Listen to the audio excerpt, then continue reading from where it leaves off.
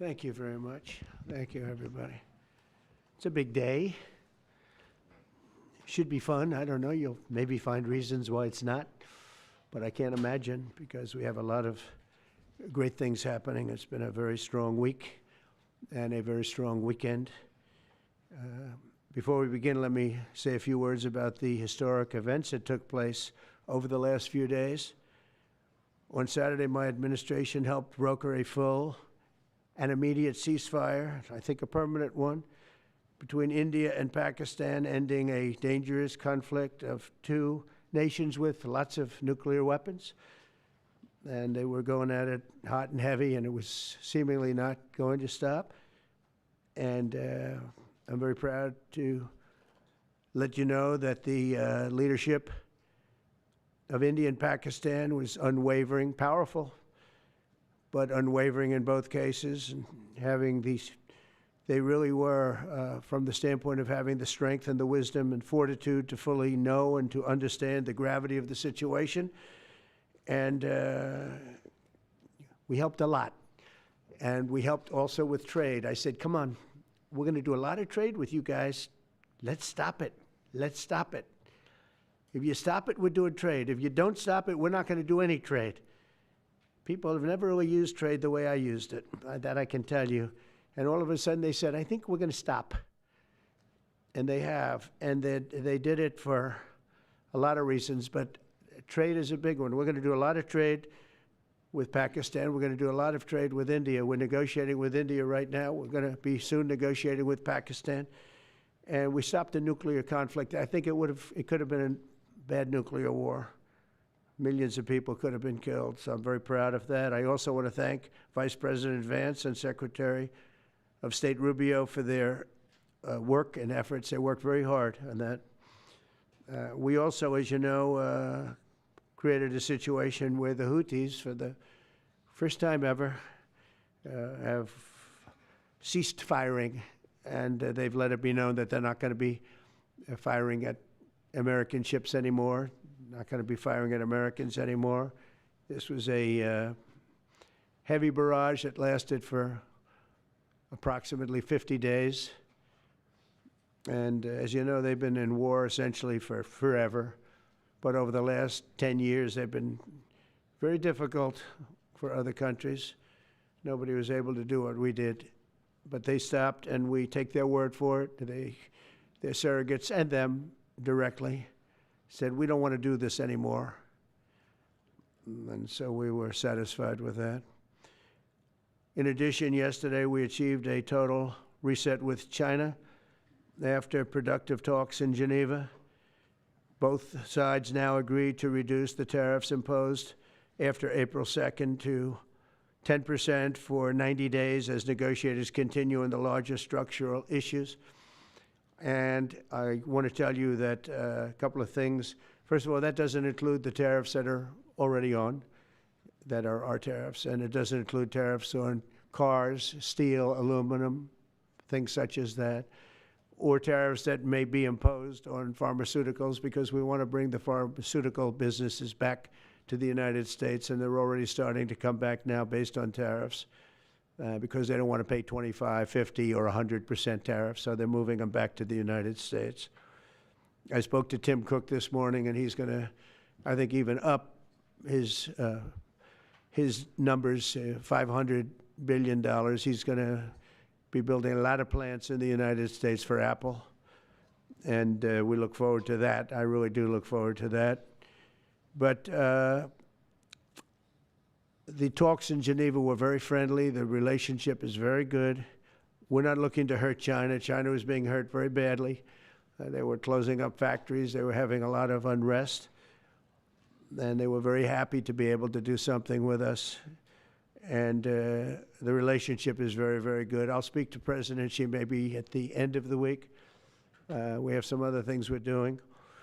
But one of the biggest things that we're doing, and I don't know if people realize this, but we made a great deal with China, a great trade deal, but it was a much bigger deal originally, and then they canceled it right in the last day.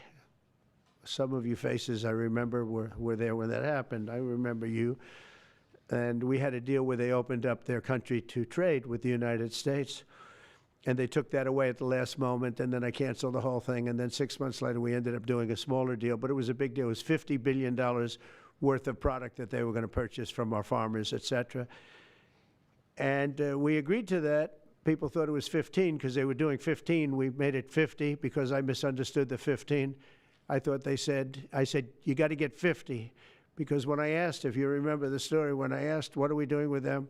My Secretary of Agriculture at the time, Sonny Perdue, said, sir, it's about 15 billion and we're asking for 15. And I thought he said 50.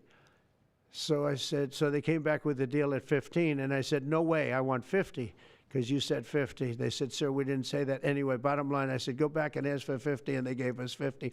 And they were honoring the deal. And we would call them up a lot for the corn and for the wheat and for everything. They were honoring the deal. And then when Biden got in, they no longer honored the deal. There was nobody to call. I would call on an average of once every 2 weeks to say, come on, you have to speed it up a little bit. And our farmers were doing great. I said to them, buy more land and bigger tractors, if you remember. That's what happened. But the deal was a very good deal. But the best part of the deal was that we opened up China. China agreed to open itself up to American business to go in.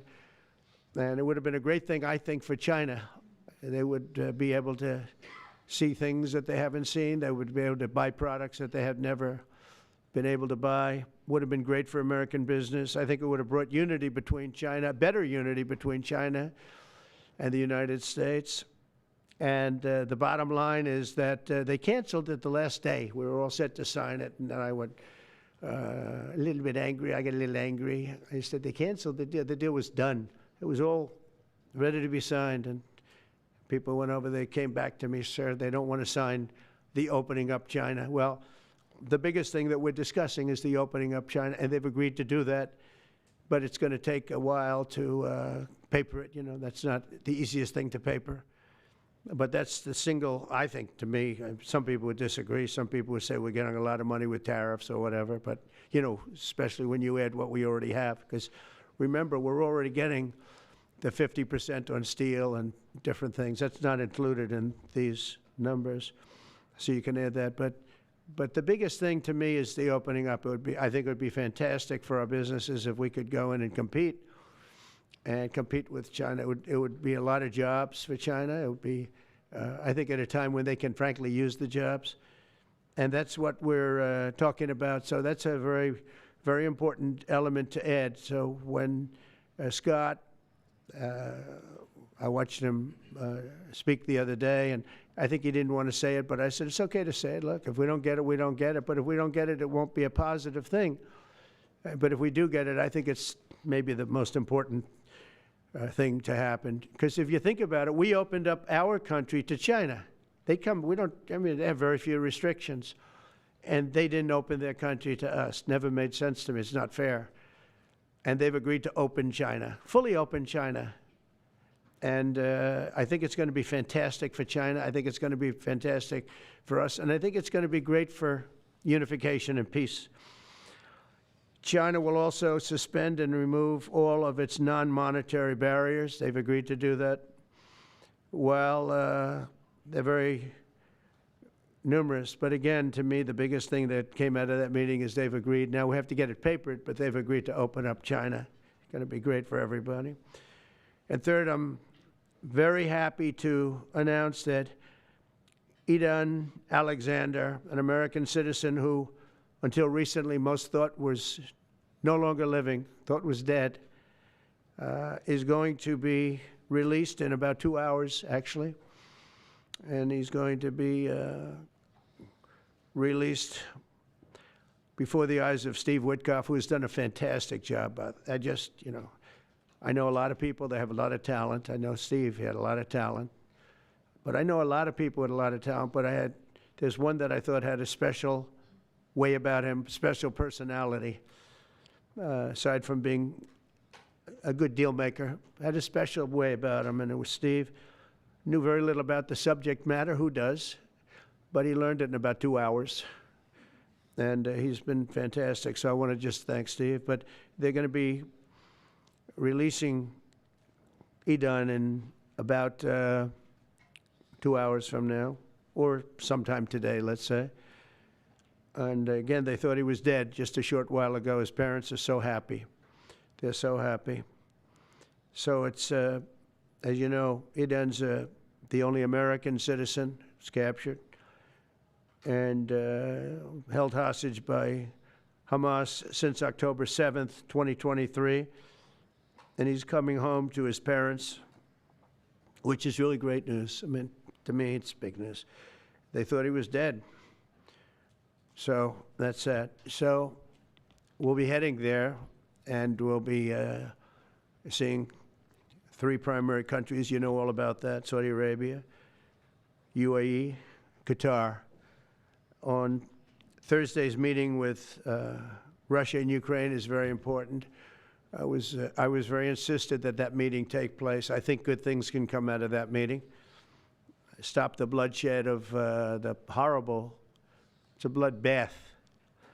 But that 5,000 more, it's really much more, I'm trying to be conservative, more than 5,000 soldiers. Russian, they're not American soldiers, they're from Russia, they're from Ukraine, but they're people. They're human souls, and they're being killed at levels that we haven't seen since the Second World War. And it's every week. A lot of drone fighting. It's a whole new form of warfare, and it's violent and vicious.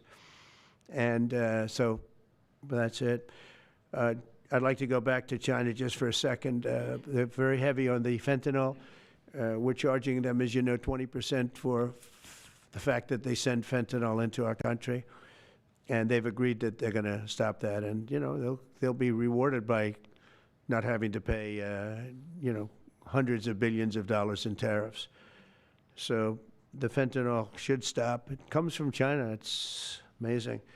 And comes through our southern border, comes through our northern border too, comes through Canada, and comes through our southern border, much more through the southern border. But so that's a very important subject to me, because everybody in this room has lost friends or people that have family members that have died of fentanyl.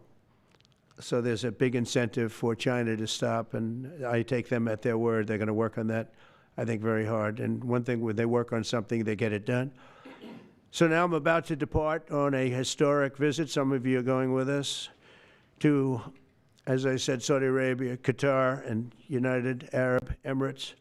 Before I do, I'll sign one of the most consequential executive orders in our country's history. I don't think there's ever been anything signed like this, certainly not with respect to health care, nothing even close. I'm delighted to be joined on this occasion by Secretary of Health and Human Services, Robert F. Kennedy, Jr., who is doing a really good job, I have to tell you that.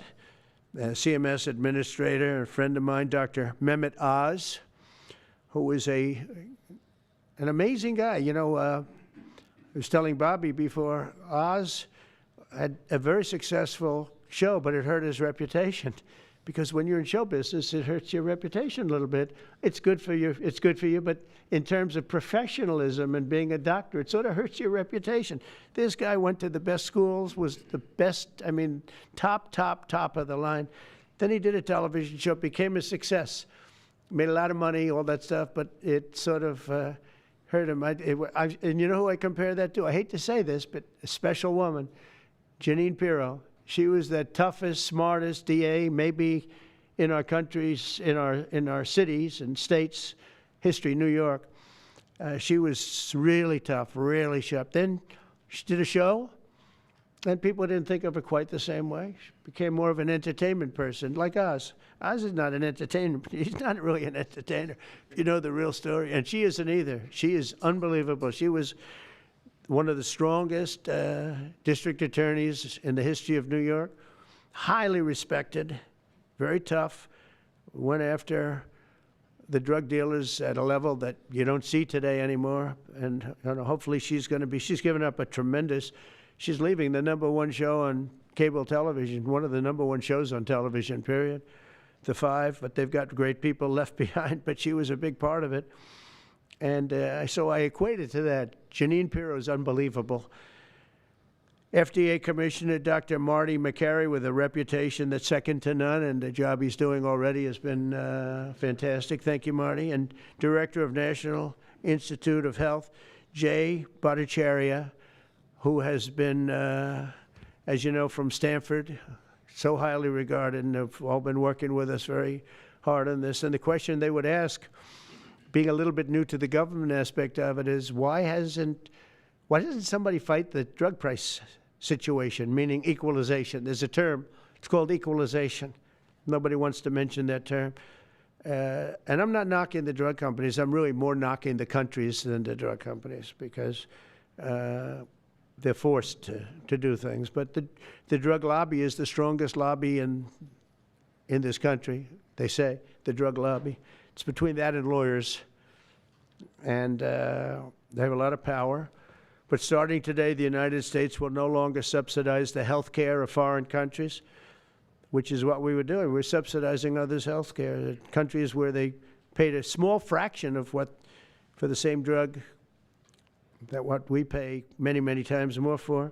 And we'll no longer tolerate profiteering and price gouging from Big Pharma. But again, it was really the countries that forced Big Pharma to do things that, frankly, I'm not sure they really felt comfortable doing. But they've gotten away with it, these countries. European Union has been brutal. And the drug companies actually told me stories. It was just brutal how they forced them. And European Union suing all our companies, Apple, Google, Meta. They're suing all of our companies. They end up, they have judges that are European Union-centric, and they get rewarded $15 billion, $17 billion, $20 billion, and they use that to run their operation. Not going to happen any longer, that I can tell you. So what's been happening is we've been subsidizing other countries throughout the world, not just in Europe, throughout the world. European Union was the most difficult, from what I understand. I mean, I'll tell you a story. A friend of mine who's a businessman, very, very, very top guy. Most of you would have heard of him. A highly neurotic, brilliant businessman, seriously overweight, and he takes the fat shot drug.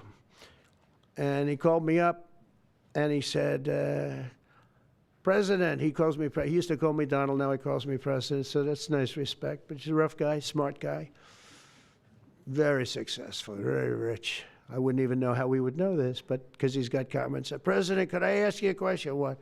I'm in London, and I just paid for this damn fat drug I take. I said, it's not working. He said, I just paid $88. And in New York, I pay $1,300. What the hell is going on? He said, so I checked. And it's the same box, made in the same plant, by the same company. It's the identical pill that I buy in New York. And here I'm paying $88 in London. In New York, I'm paying $1,300. Now, this is a great businessman, but he's not familiar with this crazy situation that we have. But he was stunned. But it was just one of those stories. And I brought it up with the drug companies, represented by somebody who's very, very smart, good person too.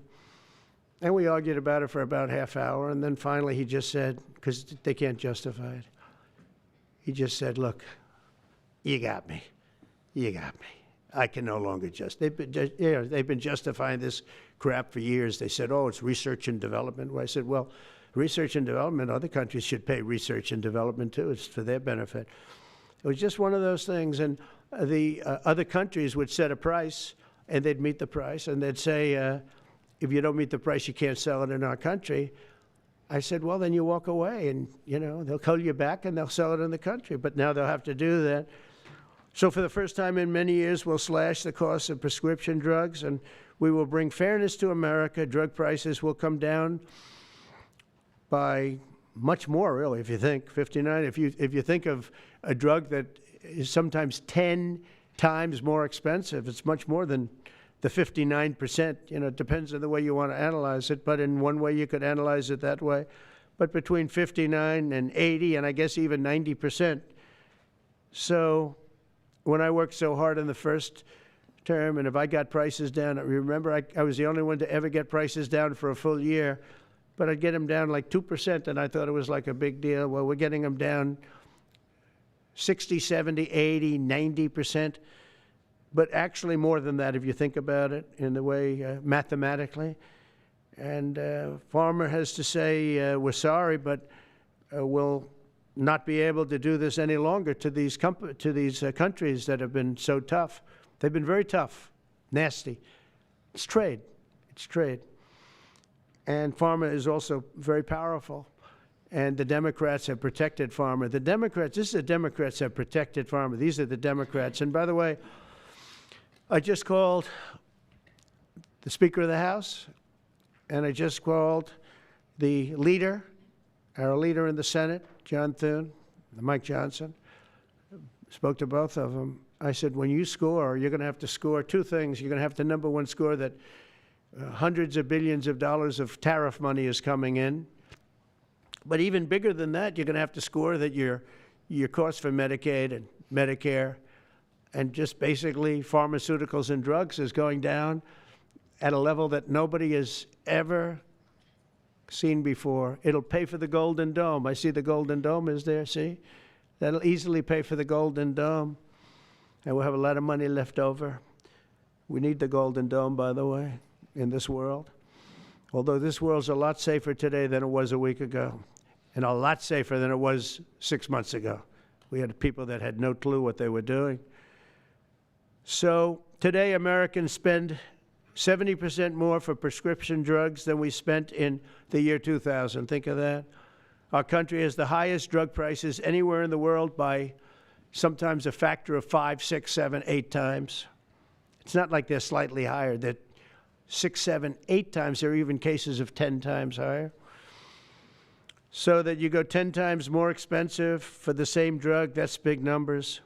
Even though the United States is home to only 4% of the world's population, pharmaceutical companies make more than 2/3 of their profits in America. So think of that. With 4% of the population, the pharmaceutical companies make most of their money, most of their profits from America. That's not a good thing. Now, I think, by the way, I have great respect for these companies and for the people that run them. I really do. And I think they did one of the greatest jobs in history for their company, convincing people for many years that this was a fair system. And nobody really understood why, but I figured it out. For years, pharmaceutical and drug companies have said that research and development costs were what they are, and for no reason whatsoever. They had to be borne by America alone. Not anymore, they don't. This means American patients were effectively subsidizing socialist healthcare systems in Germany, in all parts of the European Union. They were the toughest of all. They were nasty. And I see that. I see that with trade, too. European Union is in many ways nastier than China, okay? And we've just started with them. Oh, they'll come down a lot. You watch. We have all the cards. They treated us very unfairly. They sell us 13 million cars. We sell them none. They sell us their agricultural products. We sell them virtually none. They don't take our products. That gives us all the cards, and very unfair. So they're going to have to pay more for health care, and we're going to have to pay less. That's all it is. And believe it or not, because it's really the world we're talking about, not just the European Union, but because it's the world, the numbers are for the healthcare company not as bad as you would think. They'll make the same. I think the healthcare companies should make pretty much the same money. I really don't believe they should be affected very much, because it's just a redistribution of wealth. It's a redistribution where it could be the same top line, but it's going to be distributed differently. Europe's going to have to pay a little bit more. The rest of the world's going to have to pay a little bit more, and America's going to pay a lot less. Again, because it's a much smaller population than when you think of the whole world. So basically what we're doing is equalizing. There's a new word that I came up with, which I think is probably the best word. We're going to equalize, where we're all going to pay the same. we're going to pay what Europe's going to pay. We're going to all pay. Now, there may be some countries in dire need, and I would be willing to sacrifice that and help them. But it's called most favored nation. We are going to pay the lowest price there is in the world. We will get whoever is paying the lowest price, that's the price that we're going to get. So remember that. So we're no longer paying 10 times more than another country. Whoever is paying the lowest price, we will look at that price and we will say that's the price we're going to pay. Most favored nations, that's what it is. One breast cancer drug costs Americans over $16,000 per bottle, but the same drug from the same factory, manufactured by the same company, is 1/6 that price in Australia and 1/10 that price in Sweden. 1/10 for the identical product. A common asthma drug costs almost $500 here in America, but costs less than $40 in the United Kingdom. So $40 in the United Kingdom, which is where this gentleman told me he paid a small amount for his shot. But think of that. So $40 versus $500 here. That's not even bad. There are much worse examples. And the weight loss drug, Ozempic, costs 10 times more in the United States than in the rest of the developed world. 10 times more. Why? Why? What did we do? Suckers. But we never had a president that had the courage to do this. And nobody knew the system like I do. I mean, I've gotten to know this system so well. And I don't think it's fair that it benefits Obamacare. Obamacare is a failure. It's not a good health care. It works. I made it work. I had an obligation to make it work, or an obligation to let it die. I chose that we had to make it work. I had to make it as good as possible. And I had a choice. I could have let it fail or make it as good as possible. As good as possible means it was still not very good, but it survived. And we did the right thing. But this makes everything work.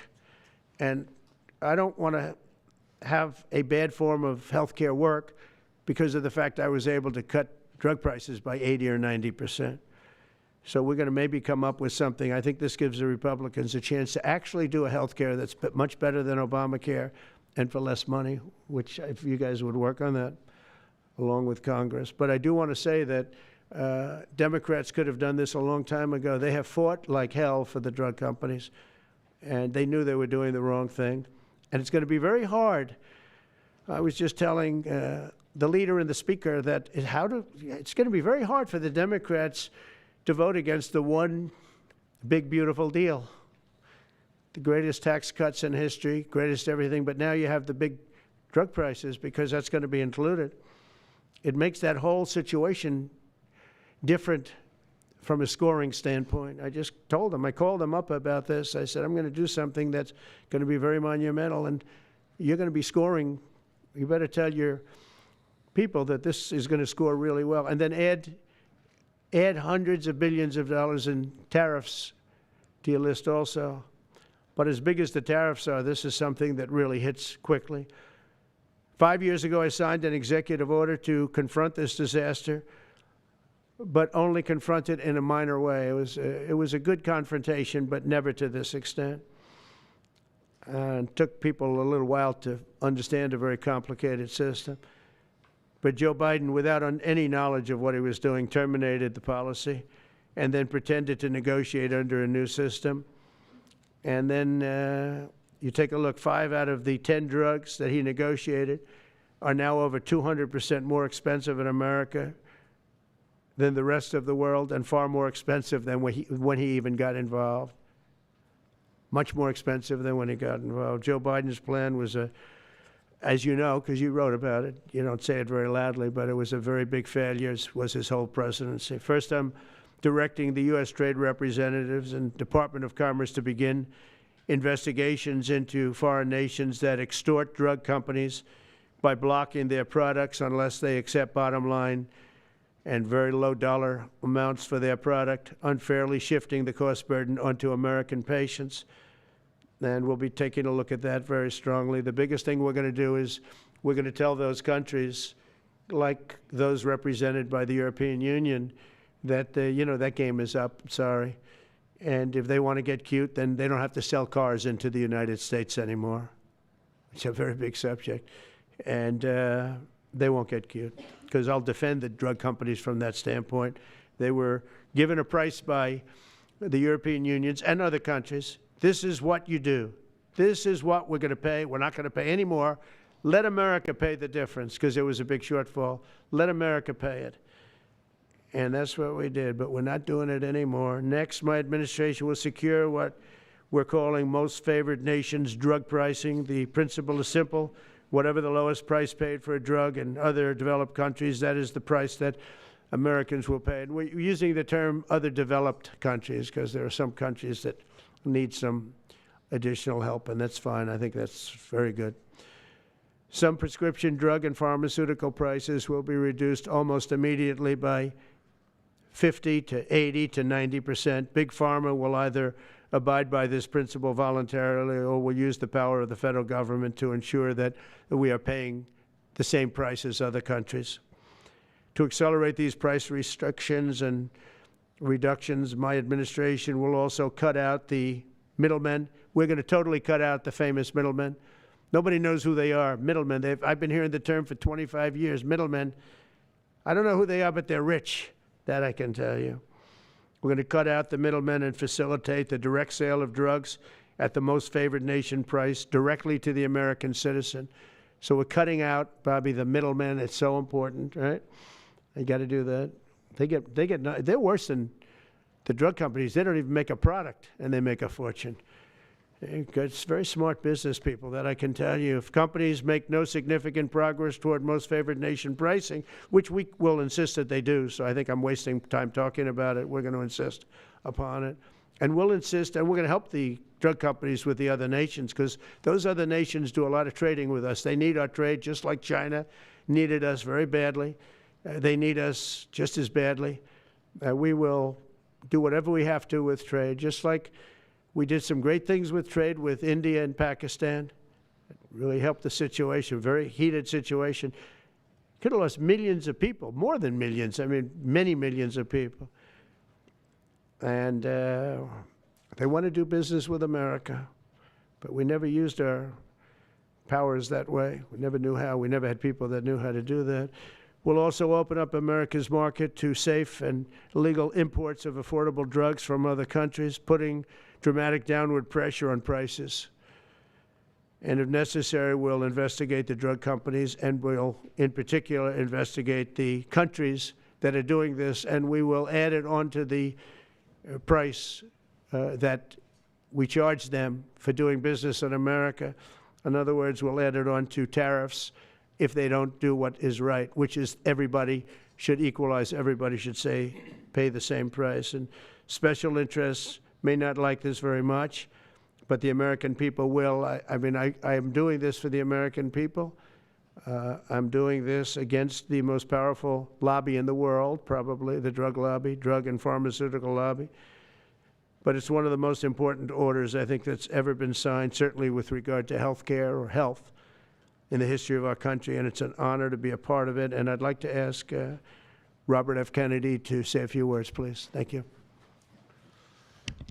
Thank you, Mr. President. This is an extraordinary day. This is an issue that, I grew up in the Democratic Party, and every major Democratic leader for 20 years has been making this promise to the American people. This was the fulcrum of Bernie Sanders' runs for presidency, that he was going to eliminate this discrepancy between Europe and the United States. But as it turns out, none of them were doing it. It's one of these promises that politicians make to their constituents, knowing that they'll never have to do it. And the reason they'll never have to do it is because they know that Congress is controlled in so many ways by the pharmaceutical industry. There's at least one pharmaceutical lobbyist for every congressman, every senator on Capitol Hill, and every member of the Supreme Court. By some estimates, 3. Pharmaceutical companies, the industry itself spends 3 times what the next largest lobbyist spends on lobbying. So this was an issue that people talked about, but nobody wanted to do anything because it was radioactive. They knew you couldn't get it by Congress. We now have a president who is a man of his word, who has the courage. President Trump was taking money from the pharmaceutical industry too. I think they gave you $100 million. But he can't be bought, unlike most of the politicians in this country. And he is standing here for the American people. I don't know what, there's writers like Lord Elizabeth Warren or Robert Reich who are saying that President Trump is on this side of the oligarchs. There has never been a president more willing to stand up to the oligarchs than President Donald Trump. And I'm very, very proud of you, Mr. President, for your courage, I'll say, because I don't want to be crude, your intestinal fortitude, your stiff spine, and your willingness to stand up for the American people. We have 4.2% of the world's population.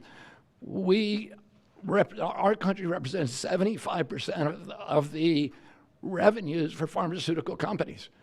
We spend in our country $1,126 per capita on drugs. In Britain, they spend about $240. They spend 1/5 of what we do. And this is true across Europe. And the drug companies, Europeans, if you ask them, it made no sense what they were saying. America has to pay for this innovation or it's not going to happen. What President Trump is saying to our European partners is you've got to raise the amount that you're paying for those drugs and pay for your share of the innovation. That the United States is no longer subsidizing that.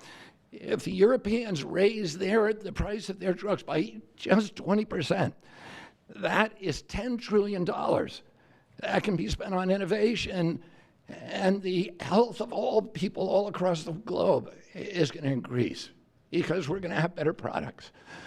So I'm just so grateful to be here today. I never thought that this would happen in my lifetime.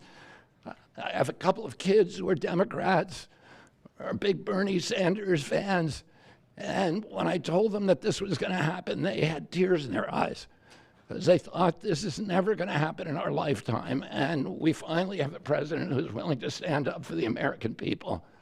Thank you, and Dr. Oz. Thank you, Secretary Kennedy. This is the most powerful executive order on pharmacy pricing and healthcare ever in the history of our nation.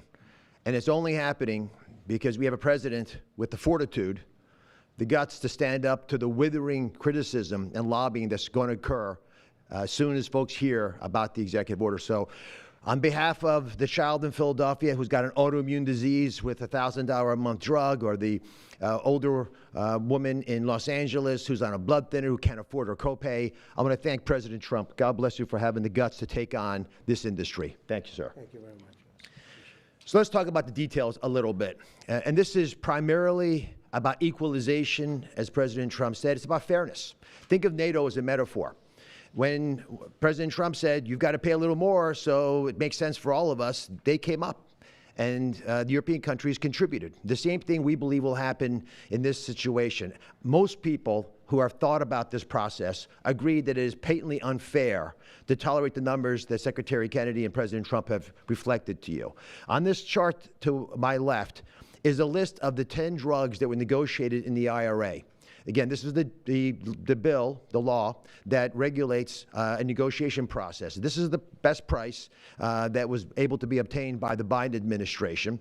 And if you look at these numbers, they actually reflect how much on top of the most favored nation price was being paid by the United States. So the closest to me, and Bob, you can point to the Jardiance, the closest one, 289%, the one that's closest to you. That means that we are paying in America 4 times more than that drug costs in other countries. Again, 100% is the baseline. It's 289% above that baseline. It goes all the way down to when we're paying 50% more than any other country. That's the range. As was pointed out by President Trump, half the time we're paying 3 times more than is paid in other countries. It doesn't make any sense for the system. That stated, President Trump has over and over again indicated, and Secretary Kennedy reflected as well, we want innovation. We want our technology partners doing the best they can to make the best solutions for drugs to cure as many people in America and around the world as possible. By getting our allies to pay a bit more, as they should be, and they should have for many years been doing, will course correct a problem that's gotten out of hand. And by doing that in a thoughtful, effective way, we're going to be able to get the pharmaceutical industry whole. Those jobs will still be here, will still be productive, will still be curing cancer and a slew of other ailments that plague humanity. America will still be the leader in this space, but we'll be paying the appropriate amount, the right-sized amount for those tasks. So over the next 30 days, the 4 of us up here, together with people standing in the back of this room who are doing a lot of the heavy lifting, are going to be approaching pharmaceutical companies to talk specifically about what we want the most favored nation price to be based on the best data we have. We're looking forward to a thoughtful interaction with these corporate leaders, many of whom we've spoken to and in quiet will agree the system is not right the way it is. They're patriotic Americans. They want what's right. But the fact that in my lifetime, as Secretary Kennedy said, for the first time, we have a thoughtful and aggressive approach, thanks to President Trump, on taking on the special interests, should give all Americans confidence that this is an administration that stands for fairness, and it should chill the waters for those who believe they can push us away from our North Star, which is to take care of the American people. Mr. President, God bless you. Thank you very much. Thank you. Jay, you want to go next? Sure. Yep. So I teach economics at Stanford as well as health policy. And one thing that's really, really simple in economics is that when you have a persistent price difference for the same product between 2 countries, there is something deeply wrong. And what President Trump has done is a historic measure that should have been done a long time ago. What we're going to do is make sure that those prices become much closer to equal, like a competitive market you'd expect. Right now what's happening is the American people are subsidizing in large fraction the research and development efforts for drug companies around the world by the higher prices that we pay. With this new order, Europe will share the burden of that. And in fact, if you may think of it as like as somehow it's going after drug companies, actually it's helping drug companies. Because what we're also going to do with this order, what President Trump has done with this order, is he's said to European governments, look, if you are taking advantage of the drug companies by forcing them to charge very, very low prices, we're going to defend American drug companies in Europe. At the same time, we're standing up for the American consumer who's been paying far too high prices for far too long. I can go back decades to point to congressional reports after government report after government report of tremendously high drug prices, much higher than the rest of the world, and nothing has been done about it until this moment. And I'm really, really proud, President Trump, that you've done this. I'm really proud to be included in this and looking forward to the work ahead. Thank you, Jay. Great. Thank you, Mr. President. On behalf of the many doctors I've talked to about this very issue, thank you for taking the bull by the horns. Presidents on both sides of the aisle have talked about this and floated it and said they've wanted to do it, so you've had the courage to do it. Thank you. I've been a surgical oncologist at Johns Hopkins for 22 years, and I have seen patients suffer. We didn't take an oath to heal patients and then watch their life get ruined financially with their home, mortgage, retirement, going down the drain with GoFundMe campaigns, raising money from church communities and synagogues and friends they haven't seen in 20 years to try to raise money for what? For a system where Americans have been getting ripped off by 10, 12, 15 times higher prices than we see in other countries. The fundamental problem in healthcare is that we've had non-competitive markets. And we can do little things around the edges, or we can transform those markets to competitive markets, and that's what this executive order does today. Imagine buying a Ford for $175,000, a regular car, and then hearing that people in London are buying it for $10,000 every day, all day long. That is the craziness of this system. We're going to do everything we can at the FDA to support this executive order.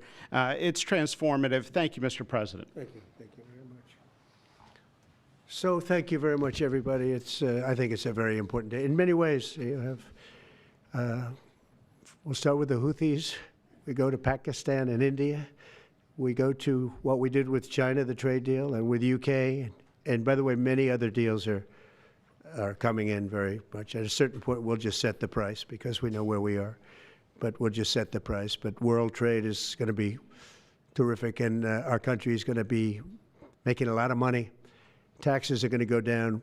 Taxes are going to go down very, very substantially. But you look at all of the things that we've done, and now today I'm heading over. We'll see what we're going to do with respect to Iran. I think you have very good things happening there, too, by the way. I think can't have a nuclear weapon, but I think that they are talking intelligently. We're in the midst of talking to them, and they're right now acting very intelligent. We want Iran to be wealthy and wonderful and happy and great, but they can't have a nuclear weapon. It's very simple. So I think they understand that I mean business, and I think they're being very reasonable thus far. And don't underestimate Thursday in Turkey. President Erdogan is going to be a great host, and we are doing some work with him having to do with Syria, too, by the way. We're going to have to make a decision on the sanctions, which we may very well relieve. We may take them off of Syria because we want to give them a fresh start. But President Erdogan's asked me about that. Many people have asked me about that because the way we have them sanctioned, it doesn't really give them much of a start. So we want to see if we can help them out. So we'll make that determination. But I think you're going to have maybe a good meeting. You have the potential for a good meeting, that a meeting wasn't going to take place. I insisted that that meeting take place. And it is taking place. And I think you may have a good result out of the Thursday meeting in Turkey between Russia and Ukraine. And I believe the two leaders were going to be there. I was thinking about flying over. I don't know where I'm going to be on Thursday. I've got so many meetings. But I was thinking about actually flying over there. There's a possibility of it, I guess, if I think things can happen. But we got to get it done. We got to save 5,000 lives a week. 5,000 lives is really more than that. It's worse than that. And when you see and you don't want to see it, but when you see the satellite photographs of the battlefield with arms and legs and heads all over the place, separated by 30 yards from bodies, doesn't make sense. Doesn't make sense. So we're working very hard to see if we can end that bloodbath. Okay, there shouldn't be too many questions. It's been covered pretty well. Mr. President, thank you for taking questions. Two quick ones for you, starting on trade. If a longer-term deal is not reached with China at the end of these 90 days, can the American people expect those tariffs to go back up to 145%? No, but they would go up substantially higher. Okay, and then You know, at 145, you're really decoupling because nobody's going to buy. But they can go, they got very high because of additional tariffs I applied during the course because of fentanyl and other things. But no, but they'd go substantially higher. Yeah. And then on Qatar, Mr. President, I think you will have a deal, however. you're confident that there will be a deal. On Qatar, has Qatar asked for anything in exchange for that $400 million luxury jumbo jet? And how can the American people be so sure that they will not in the future? Well, I think what happens with the plane is that, we're very disappointed that it's taking Boeing so long to build a new Air Force One. We have an Air Force One that's 40 years old. And if you take a look at that compared to the new plane of the equivalent, stature at the time, it's not even the same ballgame. You look at some of the Arab countries and the planes they have parked alongside of the United States of America plane, it's like from a different planet. And it's close to 40 years old, might be more than 40 years old now. And we, when I first came in, I signed an order to get it built. I took it over from the Obama administration. They had originally agreed. I got the price down much lower. And then when the election didn't exactly work out the way that it should have, a lot of work was not done on the plane because a lot of people didn't know. They made change orders that were so stupid, so ridiculous. And it ended up being a total mess, a real mess. And when I came back, I said, by the way, what's going on with the Boeings that are coming in? Well, sir, they're way behind. And they are. They're way behind. They were way behind. Another mess that I inherited from Biden. And it's going to be a while before we get them. And I think Qatar, who has really, we've helped them a lot over the years in terms of security and safety. I think they, and very, very nicely, and I have a lot of respect for the leadership and for the leader, Qatar. And I think they knew about it because they buy Boeings. They buy a lot of Boeings. And they knew about it. And they said, we would like to do something. And if we can get a 747 as a contribution to our Defense Department to use during a couple of years while they're building the other ones, I think that was a very nice gesture. Now, I could be a stupid person and say, oh, no, we don't want a free plane. We give free things out. We'll take one, too. And it helps us out because, again, we're talking about we have 40-year-old aircraft. The money we spend, the maintenance we spend on those planes to keep them tippy-top is astronomical. You wouldn't even believe it. So I think it's a great gesture from Qatar. I appreciate it very much. I would never be one to turn down that kind of an offer. I mean, I could be a stupid person say, no, we don't want a free, very expensive airplane. But I thought it was a great gesture. And I think it was a gesture because of the fact that we have helped and continue to, we will continue to, all of those countries, Saudi Arabia, UAE, Qatar, and others. We keep them safe. If it wasn't for us, they probably wouldn't exist right now. And I think this was just a gesture of good faith. And I don't get it. Someday it'll be like Ronald Reagan. They decommission them. You know, they get to a certain age, they decommission them. It'll go to my library. They're talking about going to my library in years out. But I thought it was a great gesture. And it's something that was done by Ronald Reagan. They actually decommissioned the plane, and he put it in his library. And it actually has made the library, I think, a Boeing 707. It's actually made the library more successful. So it was good. Do you plan to use the plane after you leave office? No, I don't. No, it would go directly to the library after I leave office. I wouldn't be using it. No. Mr. President, on the hostage, you said that the release of the American hostage, Eden Alexander, is a step in good faith to end this war. Do you expect any progress, or perhaps announcement on ceasefire during your trip to the Middle East? We hope that we're going to have other hostages released too, as you know. So when I met with the hostages 3 weeks ago that were there for quite a while, you remember the 10 people that came in, mostly young people. 1 or 2 were a little bit older. They were explaining the trials and tribulations. I mean, they went through hell. And I said, how many are there? They said 59. I said, that's a lot. I didn't realize, because we got a lot out. You know, we got a lot of hostages out, I think you will acknowledge. They said 59, but then they said, they followed that up by saying 59, of which 24 are living, the rest are dead. But the people whose son, mostly son, I think 1 daughter in this case, but mostly sons are there, or husbands are there, those people want the dead bodies as much as they want the live body. I have a mother that calls me, but came up to me when I first met her, and she said, sir, please get my son out. He's dead, but they have his body.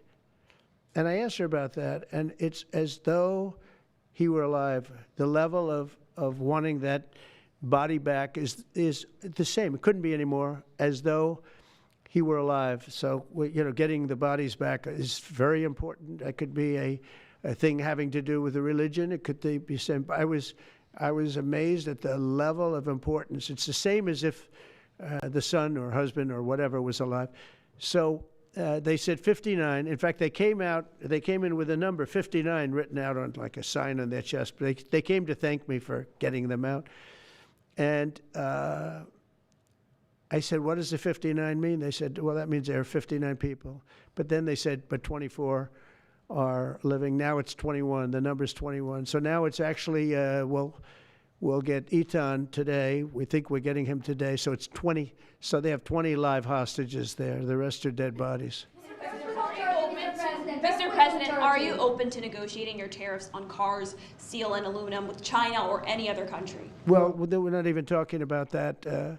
We're bringing the car business back into this country. We have commitments, and not only commitments, they've already started construction on many plants. They've left Mexico in a few cases. In a few cases, they've left Canada. They're not going to build in Canada. They're going to build here because we have the market. And the tariffs have been amazing. The election and the tariffs. November 5th was a big day, and on top of that, of course, you wouldn't have the tariffs without the election, I guess, if you look at it. But we have at least 11 committed massive car factories that are going to be built, that are in the process of being built. And some are going through, some have actually started. We also have renovations of existing factories where they weren't utilizing the full factory from years gone by, and now they're under full renovation. They'll be opening up full factories in a very short period of time. Our car industries, I think we're going to have the #1 industry. You know, if you look at Japan and these others, they do tremendously with cars, and they can do that too. But you know, if they want to sell cars in the United States, they're going to have to build factories in the United States, because I'm interested in cars for the United States. Now, one other thing is, in our tax bill, we're giving not only no tax on tips, no tax on Social Security, no tax on overtime, but also we're going to get a deduction for people that borrow money to buy a car if it's made in America. If it's not, we have no interest. On the meeting between President Putin as well as President Zelensky, if President Putin doesn't show up to these talks in person in Turkey, will you join Europe in putting higher sanctions on Russia? If I felt it would be important toward getting the deal done, I'm the one that insisted on the meeting. They couldn't get a meeting because one said ceasefire, one said no ceasefire. It was going back and forth. I said, look, at this point, we got to stop it. Just go to the meeting. The meeting's been set. Go to the meeting on Thursday. And if I thought it would be helpful, I don't know where I'm going to be at that particular point. I'll be someplace in the Middle East, but I would fly there if I thought it would be helpful. Yeah, please. Refugees. I want to ask you about South African refugees. Dozens of Afrikaners who claim discrimination in their home country are heading to the United States, right, where your administration is going to welcome them as refugees. Now, this comes as you've halted virtually all refugee admissions for people fleeing famine and war from countries like Sudan and the Democratic Republic of Congo. Why are you creating an expedited path into the country for Afrikaners but not others? Because they're being killed, and we don't want to see people be killed. Now, South Africa leadership is coming to see me, I understand, sometime next week. And, you know, we're supposed to have I guess a G20 meeting there or something, but we're having a G20 meeting. I don't know how we can go unless that situation's taken care of, but it's a genocide that's taking place that you people don't want to write about, but it's a terrible thing that's taking place, and farmers are being killed. They happen to be white, but whether they're white or black makes no difference to me, but white farmers are being brutally killed, and their land is being confiscated in South Africa, and the newspapers and the media, television media doesn't even talk about it. If it were the other way around, they'd talk about it. That would be the only story they'd talk about. And I don't care who they are. I don't care about their race, their color. I don't care about their height, their weight. I don't care about anything. I just know that what's happening is terrible. I have people that live in South Africa. They say it's a terrible situation taking place. So we've essentially extended citizenship to those people to escape from that violence and come here. Yeah. Please. Mr. President, thank you. Are you letting China off the hook for these 90 days, and do you really believe that they will follow through with non-tariff barriers and remove those? Non-monetary tariffs, yeah. Yeah, I think they're going to follow through. I think they want it very badly. I think they want the deal very badly. Again, this doesn't include the steel tariffs that I put on a long time ago that Biden tried to get off, but he couldn't get them off because it was too much money. You know, I took in hundreds of billions of dollars from China, what a lot of people don't know, but we put on the tariffs originally. And if I didn't do that, we wouldn't have a steel industry today. Now we have a thriving steel industry. It'll be thriving much more with what we're doing because this is the next level. But it doesn't include that, doesn't include cars, doesn't include pharmaceuticals when we do that.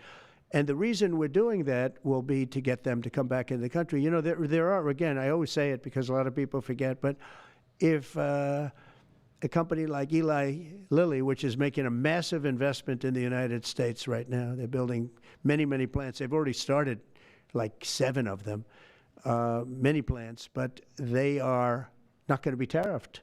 There's no tariff cost. So they're all doing that. They're all coming back to the United States. I mean, I'll tell you what, I hope I get the benefit of watching this because, as president, because, you know, it takes a little while to do this stuff.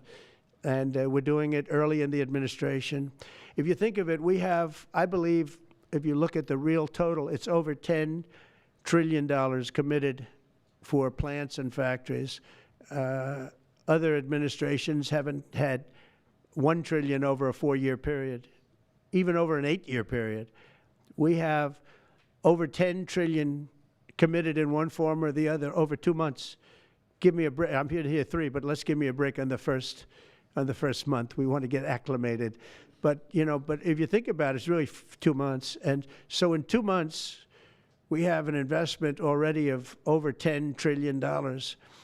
And other presidents haven't had that done over a year, over 4 years in some cases. It's unprecedented. There's never been anything like it. It's a very exciting time in America. Thank you very much, everybody. Thank you. Who's in charge of the budget bill while you're gone, sir? I'll sign that, yeah. Mr. President, are you ready to impose sanctions on Russia if Putin doesn't agree with the 30-day I have a feeling ceasefire? they're going to agree. I do. I have a feeling. And within other countries, Let's see what happens. no European countries Mr. who's involved, Budget Mr. bill President, in the negotiations. negotiations. The budget bill negotiations are taking place. Who in your administration is in charge of that while you're gone? Is it J.D. Everybody, Vance, Bobby, Scott from the Bessent? standpoint of medical, this group behind me, I mean, I think it's the best group ever assembled in terms of medical. I think you're going to see a tremendous cut. I don't think, I mean, I know you're going to see it in Medicaid and Medicare. That cut will be massive because drugs are 50–60% of the cost. So Medicaid costs are going down and Medicare costs are going down because of what we're doing today. And there's no, it's not like, oh, gee, well, maybe it won't happen. It's going to happen because the other countries have no choice. Now, the drug companies are going to have to say, listen, if you don't pay more, we're not going to give you the drug, and they're willing to do that. So that's it. They have to, we have to equalize. How do you respond to the fact that price controls? Say it? How do you respond to the fact that this? It's not price control, no, no. What was, price control is before. If you want to talk about, price control is what they were doing. They were making us pay. They set a price, and they said, here's what we're going to pay, and anything else charge America. Because at that time, they had a very stupid president, and it really went crazy during the last 4 years. And remember this, the Democrats are the ones that allowed this to happen. They were the ones that were the protector of this pricing system. And I think it's going to be very hard. You'll have to ask Democrats, are they going to vote against the one great, big, beautiful deal that's being negotiated now, tax cuts, et cetera? We're now on top of the tax cuts and regulation cuts, all the things. Now you're going to say that the price of your medicine is going down by 60, 70, 80%. You're going to vote against it? I think a lot of Democrats are going to be forced to do something that their leaders are going to beg them not to do, and that's vote for the bill. I don't see how they can vote against it. How can they vote against it when drug prices, drugs and pharmaceuticals are going to be down 70, 80%? It's going to be very interesting. Mr. President, what do you say to people who view that luxury jet as a personal gift to you? Why not leave it behind? You're ABC fake news, right? Why Because not? only ABC, well, a few of you would. Let me tell you, you should be embarrassed asking that question. They're giving us a free jet. I could say, no, no, no, don't give us, I want to pay you $1 billion or 400 million or whatever it is. Or I could say, thank you very much. You know, there was an old golfer named Sam Snead. Did you ever hear of him? He won 82 tournaments. He was a great golfer. And he had a motto, when they give you a putt, you say, thank you very much. You pick up your ball and you walk to the next hole. A lot of people are stupid. They say, no, no, I insist on putting it. And then they putt it and they miss it. And their partner gets angry at them. You know what? Remember that, Sam Snead. When they give you a putt, you pick it up and you walk to the next hole and you say, thank you very much. Respectfully, sir, as a businessman, some people may look at this and say, have you ever been given a gift worth millions of dollars and then not received It's anything? not a gift to me, it's a gift to the Department of Defense. And you should know better, because you've been embarrassed enough, and so has your network. Your network is a disaster. ABC is a disaster. Here is the bill. Bobby, come on over here. Now you're talking about trillions and trillions of dollars. Thank you very much, everybody. Mr. President, a quick question about Turkey. Thank you very much. Thank you, sir.